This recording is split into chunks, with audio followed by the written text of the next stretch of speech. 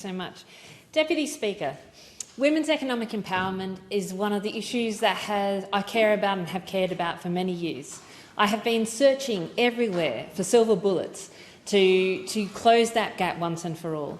And what I've found from all the work that I've done and the work that so many other people have done on this topic is that there is no silver bullet. It is the intersection of, and the complicated intersection of policy, legislation, business practice and Australian culture that is holding women back, and that is that complicated soup of causes is what we need to address as we consider how to continue to close that gap. So let's start a bit with the facts about why we have this gap in women's economic empowerment. KPMG recently did some work to disaggregate the gap, and what they found was that about a quarter of the pay gap, at least in hourly earnings, was due to the career choices of women and men, with women going typically into jobs that are less well paid on the hour compared to men going into sort of mining and construction, and women more strongly represented in various caring sections. Secondly, about a third of the gap is represented by women stepping out of the workforce or having fewer hours in the workforce. So this is the fact that women in Australia, frankly, take on more part-time work. So you see, on average, in the average Australian family, men spend about 36 hours a week working and 5 hours caring for children or disabled or elderly relatives, while women spend around 25 hours working and about 11 hours caring. And frankly, those numbers don't quite add up with my own personal experience. I don't know how anyone gets away with only 11 hours caring, but that is how it really feels, I think, in many Australian families.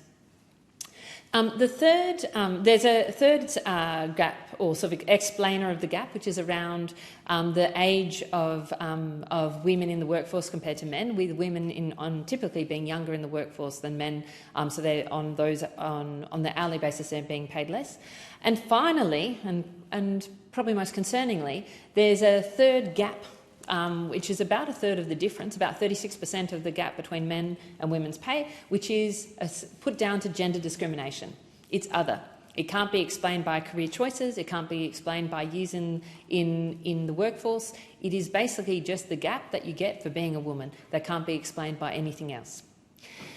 Those are just the gaps when it comes to hourly earnings. What you also see are additional drivers when it comes to the differentiation of women's wealth and women's overall earnings over their lifetime. And so, for instance, on wealth, when you look at, say, the support for women's startups, only 7% of women's startups, or startups involving women as one of the founding CEOs, only gets 7% of the share of investment funding, only 7% out of 100.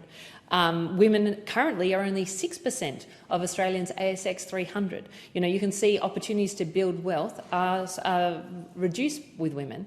Also, similarly, you see a situation where women's financial literacy is around a third lower than men's financial literacy, and that also affects how people, how the wealth and the economic empowerment of women has evolved.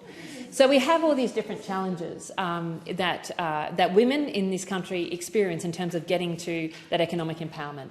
And so the question is, where to and how do we fix this?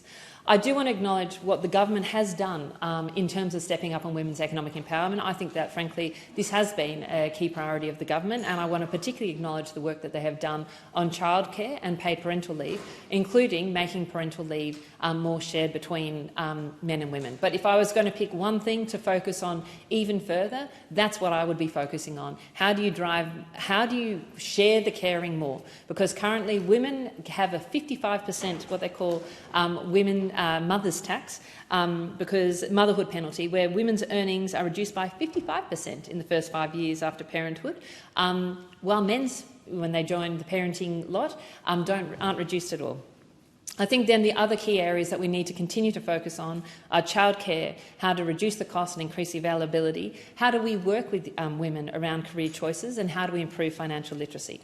And finally, it is up to all of us to drive that cultural change, that missing third of that just comes down to gender discrimination, and that is women leading from the front and men sponsoring women from the front as well, so that we can close this gap once and for all.